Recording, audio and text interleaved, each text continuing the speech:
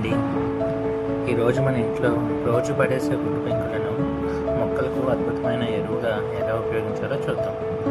చాలామంది గుడ్డు పెంకులను చెత్తలో పడేస్తారు, కానీ వాటిలో కాల్షియం ఎక్కువగా ఉంటుంది. ఈ కాల్షియం మొక్కలు కణ నిర్మాణాన్ని బలపరచడంలో సహాయపడుతుంది.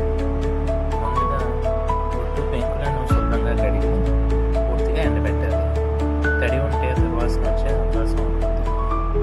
తర్వాత వాటిని మిక్సీలో వేసి మెత్తని పొడిలా అయినా చేసుకోవచ్చు, లేదా చిన్నగా అయినా చేసుకోవచ్చు. పొడి ఎంత మెత్తగా ఉంటే అంత త్వరగా మట్టిలో కలుస్తుంది. ఇప్పుడు ఈ పొడిని మొక్క కాండానికి కొద్దిగా దూరంగా మట్టి మీద చల్లి తేలిగ్గా కలపండి. ఆ తర్వాత కొద్దిగా నీరు పోయండి. వంకాయ, టమాటా, మిరప, గులాబీ వంటి చాలా మొక్కలకు ఈ పద్ధతి ఉపయోగపడుతుంది. ఒక విషయం గుర్తుంచుకోండి, గుడ్డు పెంకులు పొడి ఒక్కటే పూర్తి ఎరువు కాదు.